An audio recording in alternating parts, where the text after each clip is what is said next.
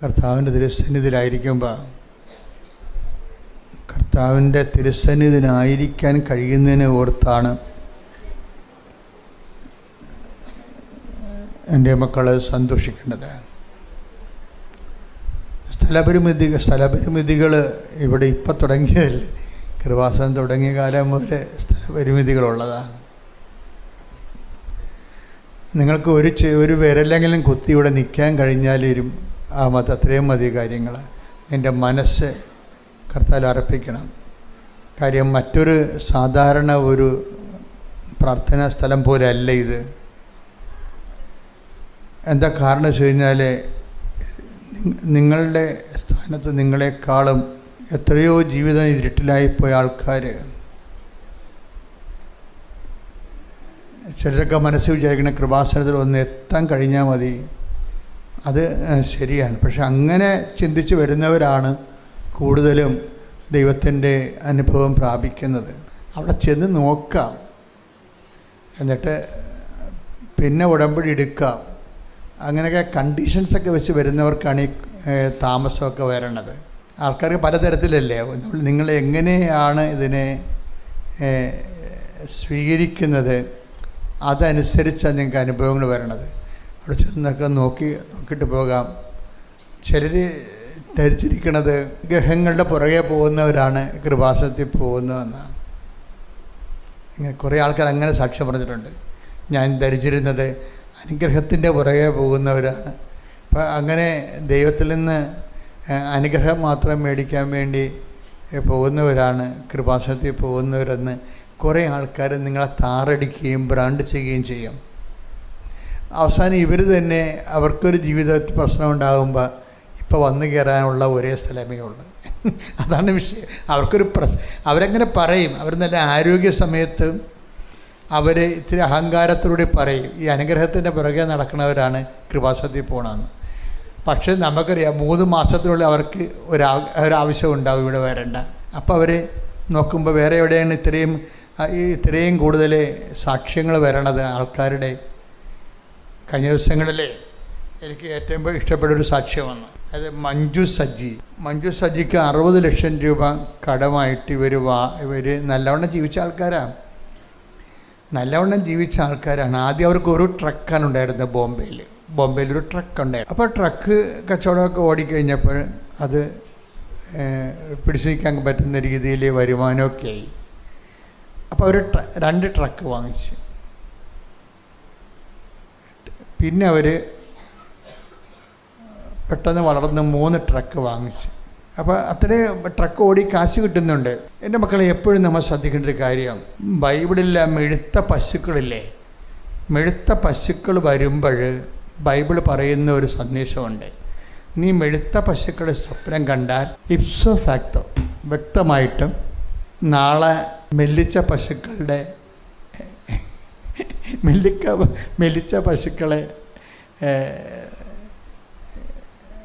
Feed ചെയ്യേണ്ട ഒരവസ്ഥ വരുമെന്ന് ബൈബിള് ആദ്യമേ തന്നെ ഇത് പറയുന്നുണ്ട്. ഫറവോൻ്റെ സ്വപ്നമായിരുന്നിത്. ഫറവോ ഒരിക്കൽ 7 മെഴുത്ത പശുക്കളെ ഇങ്ങനെ സ്വപ്നം കാണും. അതിനുശേഷം ഫറവോ എന്ന് പറഞ്ഞാൽ ആരാണ്? ഈജിപ്ഷ്യൻ കിങ്ങാണ്, ഈജിപ്തുകാരുടെ രാജാവാണ്. അപ്പോൾ മെഴുത്ത പശുക്കളുടെ സ്വപ്നം കാണും. കുറച്ച് കഴിയുമ്പോൾ നിങ്ങളവർക്ക് ഈ ക്രിസ്ത്യൻസൊക്കെ എവിടെ നിന്ന് പറഞ്ഞാൽ ഈ കഥയൊക്കെ ഞങ്ങൾക്ക് അറിയാമെന്ന് പറയാൻ, കഥ പോലും അറിയാൻ പാടാത്ത ആൾക്കാരോട് ഇരിപ്പടെന്ന് പറയണം. അപ്പോൾ അതുകൊണ്ട് അവരോട് പറയണേ, ബൈബിൾ തുടങ്ങുമ്പോൾ തന്നെ മനുഷ്യരാശിയോട് ചില കോഷൻസ് പറയും. ഇപ്പം നമ്മൾ ഈ റോഡിൽ കൂടി യാത്ര ചെയ്യുമ്പോൾ ഒരു മുതുകത്ത് ഒരു ബാഗ് വിട്ടുകൊണ്ട് ചാടിപ്പോണ കൊച്ചിനെ കാണിക്കത്തില്ലേ? എന്താണ്? സ്കൂൾ ഹെഡ് കീപ് സ്ലോ എന്നതിൻ്റെ അർത്ഥം എന്താണ്? മുമ്പ് സ്കൂളുണ്ട്, കുഞ്ഞുങ്ങൾ അങ്ങോട്ട് ചാടും, നീ ഭ്രാന്തി പിടിച്ച് ഓടിക്കരുത്, സ്ലോ ഡൗൺ ആവാൻ പറയണതാണ്. ബൈബിൾ ഇതുപോലെയുള്ള ചില കോഷൻ ബോർഡുകൾ കാണിക്കുന്നുണ്ട്. അതിലൊന്നാണ് ഈ മെഴുത്ത പശുക്കളുടെ ഫറവോയുടെ സ്വപ്നം. Take the word of God. സ്തുതിക്കട്ടെ. ഹല്ലേലൂയ. ഉൽപ്പത്തി 41 അധ്യായം 1 മുതലുള്ള തിരുവചനങ്ങൾ. ആദ്യത്തെ പുസ്തകമാണ് ഉൽപ്പത്തി പുസ്തകം, 41 അധ്യായം. 2 വർഷം കഴിഞ്ഞപ്പോൾ ഫറവോ ഒരു സ്വപ്നം കണ്ടു. അവൻ നൈൽ നദീതീരത്ത് നിൽക്കുകയായിരുന്നു. കൊഴുത്ത് അഴകുള്ള 7 പശുക്കൾ നദിയിൽ നിന്ന് കയറി വന്നു. അവ പുൽത്തകിടിയിൽ മേഞ്ഞുകൊണ്ട് നിന്നു. അതിനുശേഷം മെലിഞ്ഞ് വിരൂപമായ വേറെ 7 പശുക്കൾ നൈലിൽ നിന്ന് കയറി നദീതീരത്ത് നിന്നിരുന്ന മറ്റു പശുക്കളുടെ അരികിൽ വന്നു നിന്നു. മെലിഞ്ഞ് വിരൂപമായ പശുക്കൾ കൊഴുത്ത് അഴകുള്ള പശുക്കളെ വിഴുങ്ങിക്കളഞ്ഞു. അപ്പോൾ ഫറവോ ഉറക്കമുണർന്നു. ഇതാണൊരു ഫസ്റ്റ് കാണിക്കുന്നത് സ്വപ്നങ്ങൾ ദൈവം അവസാനിപ്പിച്ചിട്ടില്ല. ഇന്ന് ഉടമ്പടിക്കാരാണ് ഏറ്റവും കൂടുതൽ ലോകത്ത് സ്വപ്നം കാണുന്നത്. ആൾക്കാരുടെ സാക്ഷ്യം കിട്ടാൻ മനസ്സിലാവും.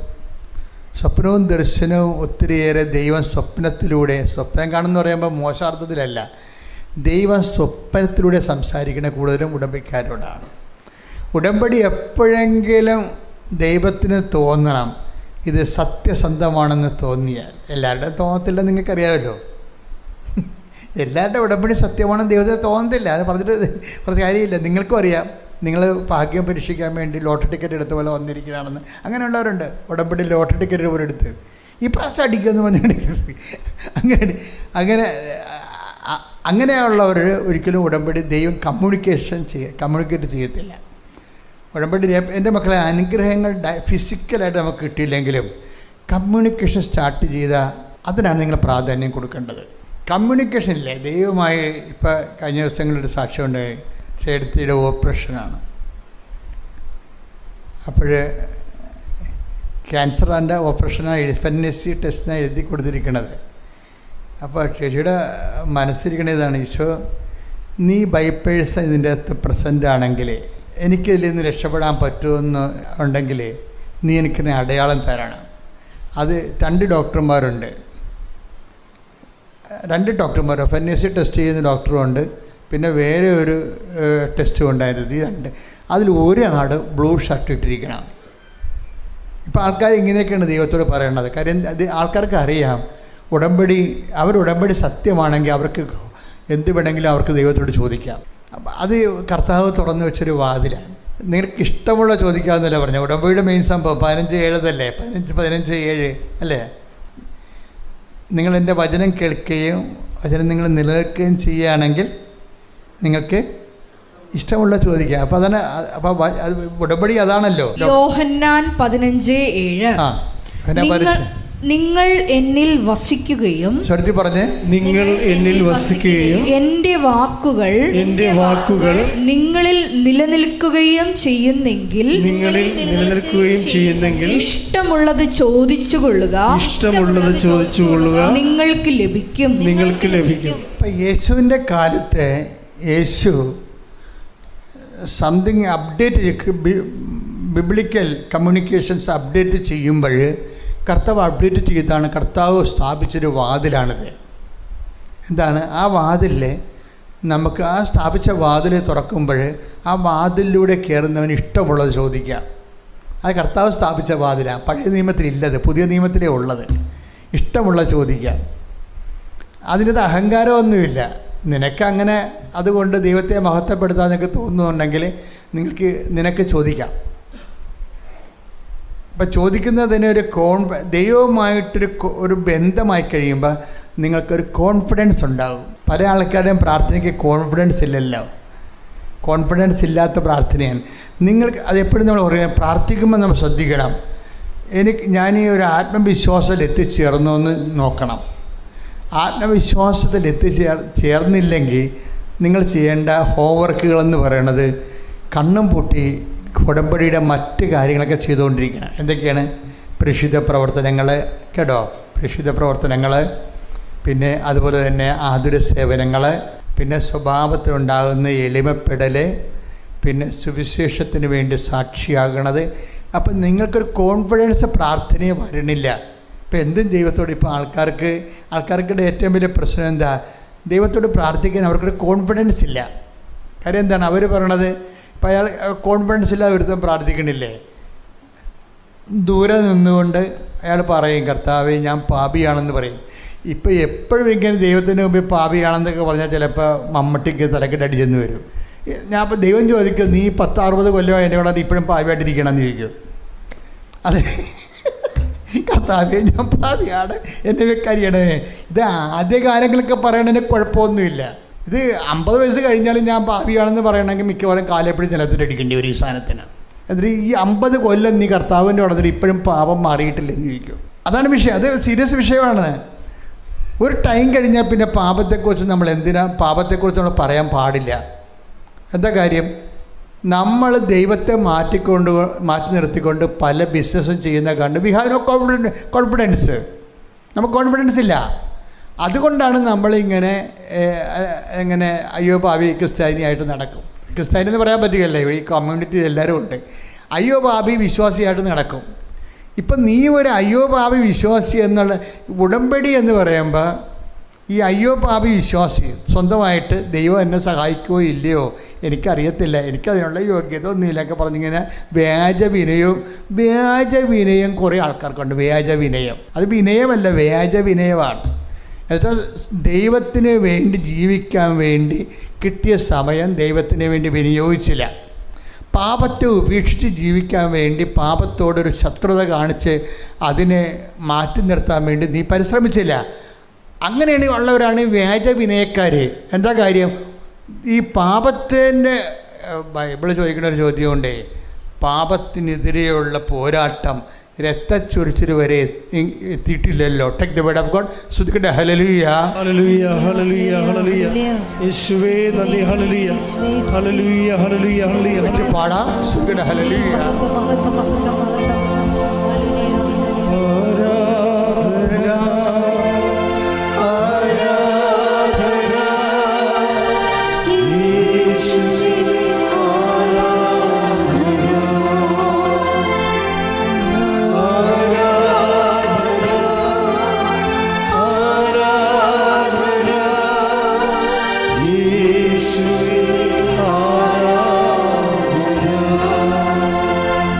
ഹെബ്രായർ 12:4. അത് കേൾക്കണം. ഇത് കേട്ടാ. ഹെബ്രായർ 12:4. പാപത്തിനെതിരായുള്ള സമരത്തിൽ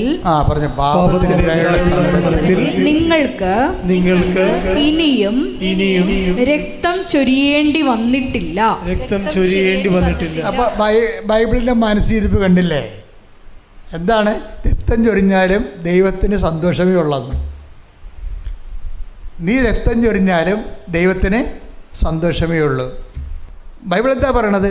പാപത്തിനെതിരെയുള്ള പോരാട്ടം. പറഞ്ഞേ, പാപത്തിനെതിരായുള്ള പോരാട്ടം ഇനിയും രക്തച്ചൊരിച്ചിൽ വരെ എത്തിയിട്ടില്ലല്ലോ. അങ്ങനെ രക്തച്ചൊരിച്ചിൽ വരെ എത്തിയ ആളാണ് ഈ കുരിശിൽ കിടക്കണത്. അത് ഓർക്കണം. അതാണ് വിഷയം. പാപം എന്തുമാത്രം ഭീകരമാണെന്നും അതെന്തുമാത്രം നമ്മളെ ദൈവത്തിൽ നിന്ന് അകറ്റുന്നുവെന്നും അതിൻ്റെ സത്യാവസ്ഥ മനസ്സിലാക്കിയപ്പോൾ ദൈവത്തിന് മനസ്സിലായതാണ് മനുഷ്യൻ ചെയ്ത പാപത്തിന് പരിഹാരമായിട്ട് മനുഷ്യപ്രകൃതിയെ തന്നെ പരിഹാരം ചെയ്യുന്നതിനും അത് അത്രയും താഴ്ന്നു വന്നാലും പാപത്തിൽ നിന്ന് ലോകത്തെ ഒഴിവാക്കാൻ അത് മതിയായ ഒരു തീരുമാനമാണെന്ന് മനസ്സിലാക്കുമ്പോഴാണ് ഈശോയുടെ മഹത്വം എന്ന് പറയുന്നത്. പ്രാർത്ഥിക്കുക. കർത്താവായ ദൈവമേ, ഞങ്ങളുടെ ഉടമ്പടി ജീവിതത്തിലെ പാപത്തിനെതിരെ പോരാടിക്കൊണ്ട് ദൈവത്തിരുസന്നിധിയിൽ വിശുദ്ധിയോടെ ജീവിക്കുവാൻ ഞങ്ങളെ അഭിഷേകം ചെയ്യണം. ശ്രദ്ധിക്കട്ടെ. ഹല്ലേലൂയ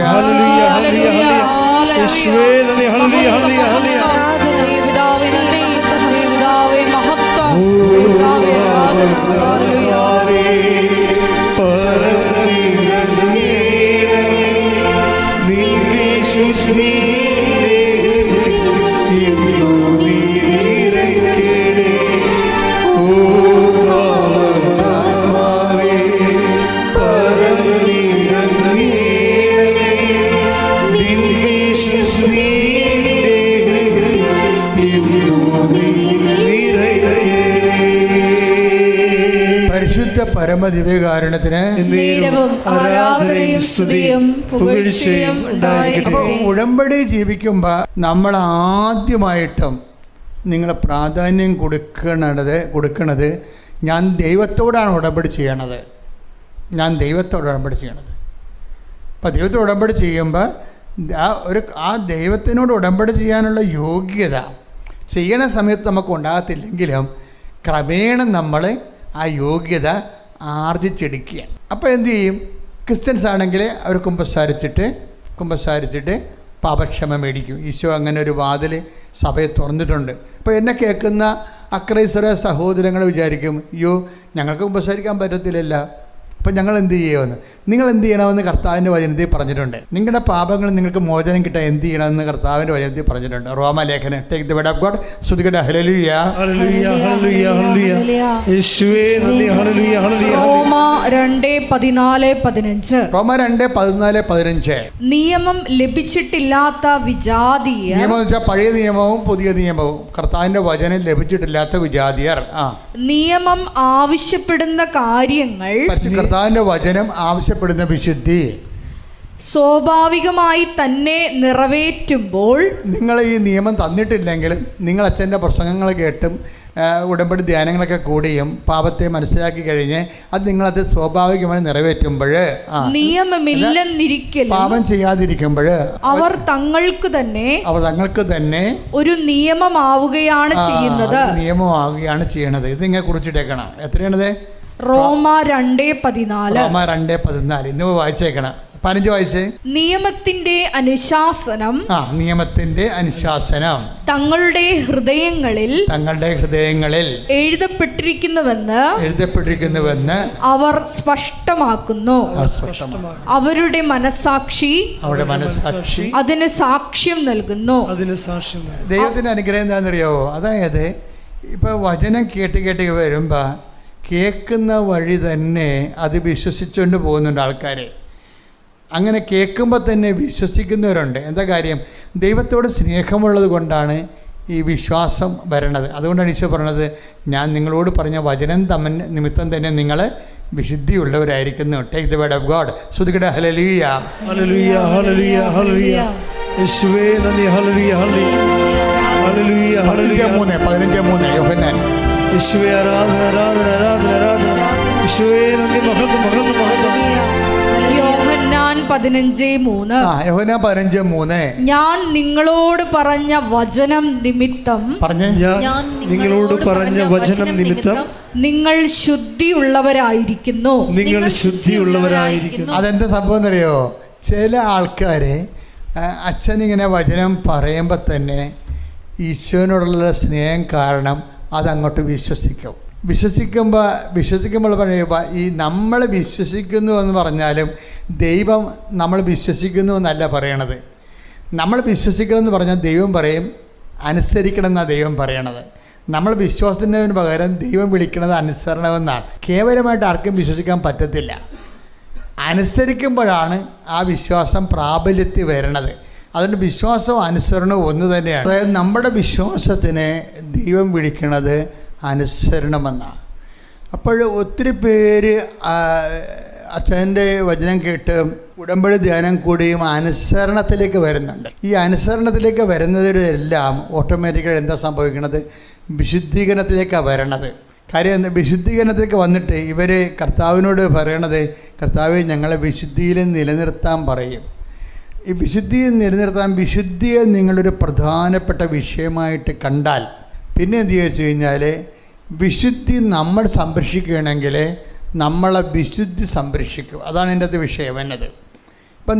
ഇപ്പം ചില ആൾക്കാരൊക്കെ അതുകൊണ്ടാണ് നമ്മളെ ആവശ്യമില്ലാത്ത ഏപ്പടങ്ങളില്ലേ, റീൽസുകൾ, ഏപ്പടങ്ങൾ, അതുപോലെ തന്നെ നമ്മളെ ലൈംഗികമായി ഉത്തേജിപ്പിക്കുന്ന രീതിയിലുള്ള ഷോട്ടുകൾ ഉടമ്പടിക്കാർ കാണേണ്ട കാര്യമില്ല. ശരിക്കും പറഞ്ഞാൽ കുടുംബജീവിതക്കാർ ഒരിക്കലും കാണരുത്. എന്താ കാര്യം? നിങ്ങൾക്ക് ആവശ്യത്തിന് സെക്സിൻ്റെ ദൈവവും അതുപോലെ തന്നെ നിയമപരമായിട്ടുള്ള മാർഗങ്ങളുണ്ട്. എന്ന് പറഞ്ഞാൽ നിയമപരമായിട്ട് മാർഗങ്ങളില്ലാത്ത വിവാഹം കഴിക്കാത്തവർക്ക് കാണണമെന്നല്ല അച്ഛൻ പറഞ്ഞത്. അങ്ങനെയുള്ള സാഹചര്യങ്ങൾ നിങ്ങൾ ബോധപൂർവ്വം വിട്ടു നിൽക്കണം. അപ്പോൾ ദൈവത്തിന് തോന്നും നിങ്ങൾ പാപ സാഹചര്യങ്ങളിൽ നിന്ന് ബോധപൂർവ്വം വിട്ടു നിൽക്കുന്നുണ്ടെന്ന്. അപ്പോൾ ഉടമ്പടിയോട് നിങ്ങൾക്ക് ആത്മാർത്ഥമുണ്ട് ദൈവത്തിന് തോന്നും. അപ്പോൾ പാപസാഹചര്യങ്ങളെന്ന് പറയുമ്പോൾ നമുക്കറിയാം, ഈ ലോകത്തിൽ പാപസാഹചര്യങ്ങളെ ദൈവത്തെ അറിയാൻ പാടില്ലാത്ത ആൾ. ഇപ്പോൾ ഞങ്ങൾക്ക് സൈക്കോളജി പഠിക്കണ കാലത്ത് അവർ പറയണേ, ഈ മനുഷ്യന്മാരൊക്കെ ഇങ്ങനെ മാസ്റ്റർബേറ്റ് ചെയ്യുന്നതിന് കുഴപ്പമൊന്നുമില്ല, അത് ഒരു മനുഷ്യന്മാരുടെ ജൈവവാസനയുടെ ഭാഗമാണ്, നമ്മൾ അത് കൺട്രോൾ ചെയ്താൽ കുഴപ്പങ്ങളുണ്ടാവും. അപ്പോൾ ശാസ്ത്രങ്ങൾ, പൊട്ടശാസ്ത്രം ചില സമയത്ത് ഇതിനേക്കാൾ ആൾക്കാരെ സൂചിപ്പിക്കാൻ വേണ്ടി ഇങ്ങനെയൊക്കെ പറയും, വഴിതെറ്റിക്കുകയും ചെയ്യും. പക്ഷെ ഒരു കാര്യമുണ്ട്, കുറേ ആൾക്കാരൊക്കെ പാർക്കിൻസൺസൊക്കെ വന്ന് നടക്കണില്ലേ, കുറേ ആൾക്ക്. എല്ലാ പാർക്കിൻസൺസ് രോഗികളുമല്ല, ചില പാർക്കിൻസൺസ് രോഗികൾ കണ്ടിന്യൂസ് ആയിട്ട് മാസ്റ്റർബേറ്റ് ചെയ്യുന്ന പാർക്കിൻസൺസ് രോഗികളെ വരുന്നുണ്ട്. അത് നമ്മൾ ശാസ്ത്രം തെളിയിച്ചിട്ടുള്ള കാര്യങ്ങളാണ്. അപ്പം നമ്മൾ ചില ആൾക്കാർ കൊണ്ടാൽ മാത്രമേ അറിയത്തുള്ളൂ, പിന്നെ കൊണ്ടിട്ട് സമയം ഉണ്ടാകത്തില്ല. പിന്നെ രോഗം എനിക്ക് വരുന്നതെന്ന് വിചാരിച്ചുകൊണ്ടല്ല, മറിച്ച് ദൈവത്തിന് അനാവശ്യമായിട്ടുള്ള സുഖങ്ങൾ നമ്മൾ അതിനുവേണ്ടി മനസ്സ് നമ്മൾ കൊടുത്തു കഴിഞ്ഞാൽ എന്ത് വരുമെന്ന് കഴിഞ്ഞാൽ, നമുക്ക് ലോകത്തെയും ശരീരത്തെയും ദൈവത്തെയും ഒരുമിച്ച് പ്രീണിപ്പിക്കാനും പ്രസാദിപ്പിക്കാനും സാധ്യമല്ല. അപ്പം നമ്മുടെ ചിന്തകൾ എപ്പോഴും നിങ്ങളുടെ നിക്ഷേപം എവിടെയോ അവിടെയായിരിക്കും നിങ്ങളുടെ ഹൃദയം നീശോ പറഞ്ഞില്ലേ, ആ ഒരു പ്രശ്നം വരും. നിങ്ങൾ എന്തിലാണ് നിക്ഷേപിക്കണത്? അതുകൊണ്ടാണ് പ്രണയങ്ങളൊക്കെ ഞാൻ എൻ്റെ അടുത്ത് പ്രണയക്കാർ വരുമ്പോൾ ഞാനിവിടെ പറയും, കൺട്രോൾഡ് ആയിരിക്കണം കേട്ടോ. അവിടെ ഇവിടെ നിന്ന് നിസ്സാരം ഈ 4 മണിക്കൂറൊക്കെ കുത്തിയിരുന്നുകൊണ്ട് മെസ്സേജ് ഇട്ട് കഴിച്ചാൽ തിന്നാ എവിടെയാണ് എന്ത് ഷർട്ടാണ് ഇട്ടിരിക്കണത് എന്നൊക്കെ പറഞ്ഞു. ചുമ്മാ ഒരു കാര്യമില്ലേ. ഉടമ്പടിക്കാർ അലവലാദികൾ എന്തെങ്കിലും ചെയ്തോട്ടെ, പക്ഷേ ഉടമ്പടിക്കാർ ശ്രദ്ധിക്കണം. വേസ്റ്റ് ടോക്ക് അവസാനിപ്പിക്കണം. ഇതിൻ്റെ അകത്ത് നിങ്ങൾക്കറിയാം, നിങ്ങൾക്ക് അതിൻ്റെ അകത്ത് അഭിഷേകം, ഈ ഈശോ പറഞ്ഞ എന്താണ്, ഈ വെള്ളം കുടിക്കണവന് ഇനിയും ദാഹിക്കും. 5 ഭർത്താക്കന്മാരുണ്ടായ സ്ത്രീകളുണ്ടല്ല, 5 ഭർത്താക്കന്മാരുണ്ടായ ഒരു ചേച്ചിയില്ലേ, അവരോടാണ് പറയണത്. 5 ഭർത്താവുണ്ട്. കർത്താവ് അവരെ കണ്ടുമുട്ടില്ല എന്നുണ്ടെങ്കിൽ അവർ മിക്കവാറും 10 ഭർത്താക്കന്മാരുമായിട്ട് മരിക്കത്തുള്ളൂ. അതെ, കർത്താവ് കണ്ടുമുട്ടിയപ്പോൾ കർത്താവ് പറഞ്ഞു, 5 ഭർത്താവ് ഇപ്പം ഇല്ലേ, ഈ വെള്ളം കുടിക്കണവന് ഇനിയും ദാഹിക്കും. അതാണ് വിഷയം. ഞാൻ തരുന്ന വെള്ളം കുടിക്കുന്നവർക്ക് ഈ ലൈംഗിക വിഷയത്തിൻ്റെ ഒരു പരാജയം അതാണ്. ആസ്വദിച്ചാലും അവസാനം ഈ ആൾക്കാർ കുടിക്കുന്നവർ തന്നെ, ചില ആൾക്കാർ ബാറിൽ നിന്നൊക്കെ, ബാറുകാർ തന്നെ അവരുടെ നല്ല പറ്റുപിടിക്കാറുണ്ടാവും. കാര്യം അവർ 10-40 കൊല്ലമായിട്ട് ആ ബാറിൽ നിന്ന് കുടിക്കുന്ന ആൾക്കാരുണ്ടാവും. ചിലപ്പോൾ അവരെ വേറെ കസ്റ്റമേഴ്സ് ആരും വന്നില്ലെങ്കിൽ ഈ സ്ഥിരം പറ്റുപിടിക്കാരവിടെ ചെല്ലും. പക്ഷേ എന്നാൽ സ്ഥിരം പറ്റുപിടിക്കാർ 11 മണിയാകുമ്പോൾ, ഒരു 9 മണിയാകുമ്പോൾ ബാറ് ഒഴിച്ചു കൊടുപ്പുകാരി ഇയാൾ പിടിച്ച് ചവിട്ടും. എന്താണ്, വീട്ടിൽ പോടാന്ന് പറയും. നമുക്ക് ആ സംഘം കൊടുത്തിട്ട് അവന് ചവിട്ട് മേടിക്കണേ. കാര്യം വെച്ചാൽ പുള്ളിക്കാരൻ ഇങ്ങനെ ഹീറ്റായി, ഈ ഹോട്ട് ഡ്രിങ്ക്സ് അല്ലേ, അപ്പോൾ തണുത്ത് കഴിയുമ്പോൾ ഹോട്ടടിച്ച് പിന്നെ കുറച്ച് കഴിയുമ്പോൾ 5 മിനിറ്റ് ഒരു അരമണിക്കൂർ കഴിയുമ്പോൾ കുടിച്ച സംഭവം പിന്നെയും തണുക്കുമല്ലേ ശരീരം. പിന്നെ ഒരു പെക്കെടുത്ത് പിന്നെ ഹോട്ടായി, പിന്നെ തണുത്ത്, പിന്നെ ഹോട്ടായി, അങ്ങനെ രാത്രി 12 മണിയാകുമ്പോൾ അവൻ്റെ ചവിട്ട് മേടിക്കും. വല്ല കാര്യമുണ്ട്. ഈ ലോകത്തിൻ്റെ സുഖങ്ങളുടെയൊക്കെ ഒരു കുഴപ്പം അതാ. അത് നമ്മളൊരിടത്ത് രക്ഷപ്പെടുത്തുമില്ല, നമ്മളൊരിടത്ത് അത് ആസ്വദിച്ച് തീരത്തുമില്ല. അത് ഇങ്ങനെ ഒരു അവസ്ഥയിലാണ്. അതുകൊണ്ട് ഇതിങ്ങനെയൊക്കെയുള്ള വിഷയം എന്ന് പറയുമ്പോൾ, അപ്പോൾ നിങ്ങൾ ചോദിക്കും ഇത് എന്താ സബ്സ്റ്റിറ്റ്യൂട്ടെന്ന് ചോദിച്ചാൽ, ഇതിന് ബെസ്റ്റ് സബ്സ്റ്റിറ്റ്യൂട്ടുണ്ട്. അതെന്താണ്? നിങ്ങൾ ഈ ദൈവത്തിന് ഇരുത്തേണ്ട സ്ഥലത്ത് ദൈവം ഇരുന്നില്ലേ. ചിലർ പറയത്തില്ലേ, ഭർത്താവിന് ഇരുത്തേണ്ട സ്ഥലത്ത് ഭർത്താവ് ഇരുന്നില്ലെങ്കിൽ പട്ടി കയറിയിരിക്കുമെന്ന് പറയും. അതുപോലെ തന്നെ ദൈവത്തിനെ ഇരുത്തേണ്ട സ്ഥലത്ത് ദൈവം ഇരുന്നില്ലെങ്കിൽ അവിടെ ഈ ജഡം കയറിയിരിക്കും. ആ ദൈവത്തിന് പ്രാധാന്യം. ഇപ്പോൾ ഈ ഉടമ്പടിയോടുകൂടി നമ്മളൊരു ലൈഫ് ഫോർമാറ്റ് ചേഞ്ച് ചെയ്യുകയും. എന്താ കാര്യം? നമ്മളിങ്ങനെ ചെടികരായിട്ട് തന്നെ ജീവിച്ച ആൾക്കാരായിരിക്കാം, പക്ഷേ നമ്മളിപ്പോൾ ഉടമ്പടി വരുമ്പോൾ നമ്മളെന്ത് ചെയ്യും? എല്ലാത്തിനും ഒരു സ്റ്റോപ്പ് പേയ്മെൻ്റ് അടിക്കും. എന്നിട്ട് നമ്മൾ കർത്താവിൻ്റെ കൃപയിൽ നിൽക്കാൻ വേണ്ടി, എൻ്റെ മക്കളെ, നിങ്ങൾ ജയിച്ചോ എന്നുള്ളതല്ല പ്രശ്നം. ദൈവം നോക്കണത് എന്താണ്? നിങ്ങൾ അതിനു വേണ്ടി ശ്രമിച്ചോ എന്നാ പ്രശ്നം. അതാണ് വിഷയം. ഉടനെ സ്ഥലം ജയിച്ചതായിട്ട് കാണപ്പെടുന്നില്ല. പൗലോസ് അപ്പോസ്തലൻ പറഞ്ഞിട്ടുണ്ട്, ഞങ്ങൾ തന്നെ പാപത്തിനെതിരെയുള്ള പോരാട്ടത്തിൽ ജയിച്ചവരായി കാണപ്പെടുന്നില്ല, പക്ഷേ ഞങ്ങളിപ്പോഴും ട്രൈ ചെയ്തുകൊണ്ടിരിക്കുകയാണ്. അപ്പോൾ ഏതെങ്കിലും നമ്മൾ എല്ലാ പാപത്തിനെയും, അത് ഇപ്പോൾ എന്നെ സംബന്ധിച്ചിടത്തോളം ഞാൻ കോപിഷ്ഠനാണ്. ഞാൻ ഇങ്ങനെ കോപിക്കണം, പെട്ടെന്ന് കോപിക്കും, പെട്ടെന്ന് തണുക്കുകയും ചെയ്യും. പക്ഷേ എനിക്ക് ഈ ഇവിടുത്തെ സാധാരണ ജോലിക്കാരോട് കോപിച്ചാൽ എനിക്ക് ഭയങ്കര സങ്കടം വരും. കാര്യം എന്താണ്, അതിങ്ങനെ പാവത്തങ്ങനെ 10 രൂപ പൈസയുടെ അപ്പോൾ ജോലിക്ക് വേണ്ടി ഇവിടെ വന്ന് ജോലി ചെയ്തുകൊണ്ട് പോണവരാണ്. അവർക്ക് വീട്ടിൽ കൂടുതൽ പ്രശ്നങ്ങളുണ്ട്.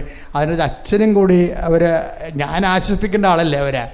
ഇപ്പം ഞാൻ കൂടി കോപിച്ചാൽ എന്ത് ചെയ്യും? അപ്പോൾ ദൈവം അത് എന്നിൽ നിന്ന് ഉദ്ദേശിക്കണില്ല. ദൈവം അത് എന്നിൽ നിന്ന് ഉദ്ദേശിക്കണില്ല. ഞാൻ പിന്നെ കർത്താവിനോട് പട്ടാങ്ങിയൊക്കെ പറഞ്ഞ് പിന്നെ ഞാൻ അവരെ പോയി സാന്ത്വനിപ്പിച്ച് നിർത്തുക. എന്ന് വെച്ചാൽ ഓരോ മനുഷ്യനും ഓരോ ബലഹീനതയാണ് ഉള്ളത്. അപ്പോൾ അതുകൊണ്ട് നമ്മളതിനെ അഡ്രസ്സ് ചെയ്യുന്നു എന്ന് ദൈവത്തിന് തോന്നണം. നമ്മൾ എന്നും കൊന്നു ഇത് എനിക്കെൻ്റെ എൻ്റെ ബലഹീനതയാണെന്ന് പറഞ്ഞ് നിങ്ങളുടെ അളിഞ്ഞ മോന്തമായിട്ട് ദൈവത്തിനെ പറ്റിച്ച് ജീവിക്കല്ല വേണ്ടത്. ഞാൻ ഇതിൽ നിന്ന് രക്ഷപ്പെടാൻ ആഗ്രഹിക്കുന്നു. കർത്താവ് എന്നെ സഹായിക്കണമേ. കൈയൊന്ന് നെഞ്ചത്ത് വെച്ചേ. കർത്താവായ ദൈവമേ, ഞാൻ ഉടമ്പടിയിലാണ്. എനിക്ക് എൻ്റെ ചില ബലഹീനതകളെ ഞാൻ കണ്ടിട്ടുണ്ട്. ബലഹീനതകളെ ഞാൻ അതിൽ നിന്ന് രക്ഷപ്പെടാൻ ആഗ്രഹിക്കുന്നു. നിന്നോട് കൂടെ ജീവിക്കാൻ ആഗ്രഹിക്കുന്നു. എനിക്ക് അതിനുള്ള ത്രാണി തരണമേ. അതിനുള്ള പ്രതിരോധം നൽകണമേ. വിശുദ്ധിയിൽ ജീവിക്കുവാനും കൃപയിൽ വിരാജിക്കുവാനും എന്നെ അഭിഷേകം ചെയ്യണമേ. ഹല്ലേലൂയ, ഹല്ലേലൂയ, ഹല്ലേലൂയ.